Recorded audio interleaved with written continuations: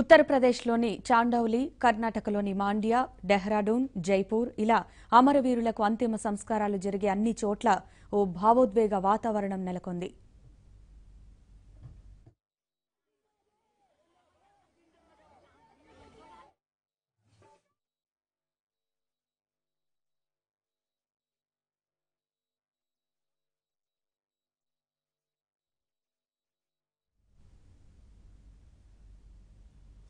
అఖిలపక్షం భేటీ తర్వాత పరిణామాలకు సంబంధించి మా ప్రతినిధి సతీష్ ఢిల్లీ నుంచి మరిన్ని వివరాలు అందిస్తారు.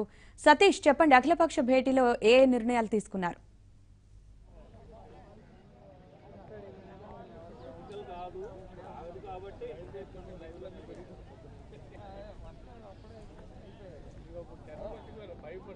సతీష్, చెప్పండి.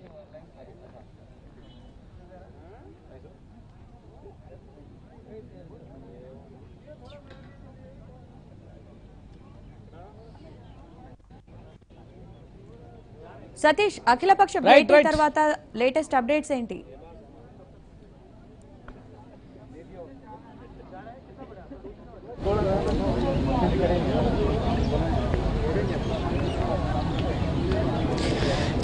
కేంద్ర హోంమంత్రి అధ్యక్షతన జరిగిన అఖిలపక్ష సమావేశానికి పూర్తిగా ఇప్పటికే అన్ని పార్టీల నాయకులు హాజరయ్యారు. తెలుగుదేశం పార్టీ నుంచి ఎంపీ రామ్మోహన్ నాయుడు సమావేశానికి హాజరయ్యారు. సమావేశంలో ఏ అంశాలపై చర్చించారు, పుల్వామాలో ఘటన జరిగిన తీరును ఏ విధంగా వారందరికీ రాజ్నాథ్ సింగ్ చెప్పారో మనతో మాట్లాడటానికి ఎంపీ రామ్మోహన్ నాయుడు ఉన్నారు. సో ఈ రోజు జరిగిన సమావేశంలో ఏం వివరించారు?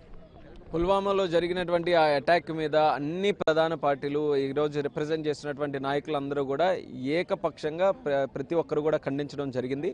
ఏ పార్టీ అయినా ఏ ప్రాంతం నుంచి వచ్చినా సరే అందరూ కూడా కలిసికట్టుగా ఈరోజు ఒక సింగిల్ మెసేజ్, ఇటువంటి కష్టమైనటువంటి సమయాల్లో దేశం ఐక్యతని చాటాలి, దేశం తాలూకా ఇంటిగ్రిటీ, సాలిడారిటీ అది ఖచ్చితంగా మనం చాటి చెప్పాలని ఒక మంచి ఉద్దేశంతో ప్రతి ఒక్కరు రావడం కూడా మరి చాలా శుభసూచకంగా మేము భావిస్తున్నాం. అయితే తక్షణ చర్యలు ఏవైతే తీసుకోవాలో దాని మీద ఎక్కువగా చర్చ జరగలేదు. మరి హోమ్ మినిస్టర్ గారు కూడా మాకు పెద్దగా వివరించలేదు. కాబట్టి మేము కూడా కోరుకున్నది తర్వాత ఒక ప్రధానమంత్రి గారితో పార్టీ తాలూకా నాయకులతో, ప్రెసిడెంట్స్ ఎవరైతే ఉన్నారో వాళ్ళకి కానీ పిలిపించగలిగితే ఏమైనా నిర్ణయాలు తీసుకున్నప్పుడు అంగీకారం కానీ వాళ్ళ తాలూకు సూచనలు తెలియజేయడానికి ఇంకా ఈజీగా ఉంటుంది. మేము దోతలుగా మా నాయకులు చెప్పింది మేము చెప్పగలం, కానీ వెంటనే ఏమైనా చేయాలనంటే దానికి కష్టం ఉంటుందని ఆ మీటింగ్ కూడా ప్రపోజ్ చేసాం. దానికి కూడా హోంమంత్రి గారు మరి చూసుకొని ఖచ్చితంగా దాని మీద కూడా చెప్తా ఉన్నారు. అంటే ప్రధానంగా వైఫల్యాలు జరిగినందుకు దేనికి కారణం, ఎందువల్ల ఈ వైఫల్యం జరిగింది అనేది ఏమన్నా మీకు రాజ్నాథ్ సింగ్ వివరించారా?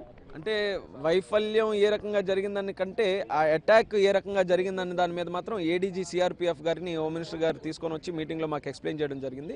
చిన్న ప్రెజెంటేషన్ ద్వారా ఏ రోడ్ నుంచి మన కాన్వాయ్ వెళ్ళింది, ఏ రోడ్డు నుంచి మరి ఆ ఉగ్రవాది రావడం జరిగింది అనేది అవన్నీ కూడా చూపించారు.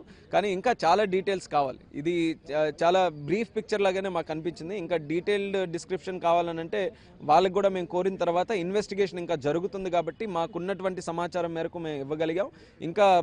ఇంకా బలంగా మేము చెప్పాలనంటే కొన్ని రోజులు పడుతుందని కూడా వాళ్ళు సూచించారు. కాబట్టి మేము కూడా వేచి చూసాం. ఎందుకనంటే ఇప్పుడు ఏదో బ్లేమ్ గేమ్ కింద ఒకరి మీద ఒకరు చెప్పుకునేటటువంటి సమయం ఇది కాదు. కాబట్టి అంటే దేశానికి ఒక మంచి మెసేజ్ పంపించాలని ఈరోజు సమాయత్తం అయ్యాం. కాబట్టి మనం కూడా ఆ మెసేజ్కే స్టిక్ అవుదాం. ఈరోజు ఏంటి వైఫల్యం, ఏ రకంగా జరిగింది, వీటన్నిటి మీద కూడా తర్వాత మనం మీటింగ్లో మాట్లాడుకోవచ్చు అనే ఉద్దేశంతో ఏ ఒక్కరం కూడా గట్టిగా దీని మీద అడగాలి. తెలుగుదేశం పార్టీ తరఫున మీరేమన్నా ప్రధాని ఎందుకు అధ్యక్షత వహించలేదు ఈ సమావేశానికి? ఇంత పెద్ద ఘటన జరిగినప్పుడు ప్రధాని వచ్చి అఖిలపక్ష సమావేశం ఏర్పడిస్తే బాగుంటుంది అనేది ఏమన్నా మీరుతో పాటు ఇతర పార్టీలు ఎవరైనా? మనము చెప్పాం. అదే రకంగా టీఎంసీ కానీ, ఎస్పీ కానీ, టీఆర్ఎస్ కూడా, అంటే ఈ మీటింగ్కి ఆయన ఉంటే ఇంకా బలంగా ఉండేది, ఆయన తాలూకా ఒపీనియన్స్ కూడా మనం తెలుసుకుంటే బాగుండేది అనే ఆలోచన అయితే ఖచ్చితంగా మన అందరం కూడా చెప్పాం. దాన్నే ఉద్దేశిస్తూ మరి హోమ్ మినిస్టర్ గారు వీళ్ళని త్వరగా ఆ మీటింగ్ కూడా కన్వీన్ చేయడానికి మేము ప్రయత్నిస్తామని కూడా హామీ ఇచ్చారు. దేశవ్యాప్తంగా ఒకటే జరుగుతుంది, ఎవరైతే మన పైన జవాన్ల పైన చేసిన దాన్ని తిరిగి ఖండించాలి, దానిపైన మనం అదే రీతిలో స్పందించాలన్నారు. ఈ రోజు రాజ్నాథ్ సింగ్ మాట్లాడుతూ మరి మనం తీసుకోబోతున్న తదుపరి చర్యలు ఏమన్నా అంశాలు మీకు ఆల్ పార్టీకి సంబంధించిన నాయకులతో ఎవరితో ఏమైనా చర్చించారు? ఇప్పుడు వరకు ఫ్యూచర్ కోర్స్ ఆఫ్ యాక్షన్ అనేది ఏది డిస్కస్ చేయలేదు. కాకపోతే స్ట్రాంగ్ యాక్షన్ అయితే తీసుకుంటాం అనేది పదే ఆయన కూడా చెప్పారు. నిన్న ప్రధానమంత్రి గారు కూడా చెప్పారు. నేను కూడా మళ్ళీ అదే ఈ మీటింగ్ ద్వారా మీకు అందరికీ తెలియజేస్తున్నాను. ఏ స్ట్రాంగ్ యాక్షన్ అయినా సరే మేము వెనకాడకుండా తీసుకోవడానికి కేంద్ర ప్రభుత్వం సిద్ధంగా ఉంది.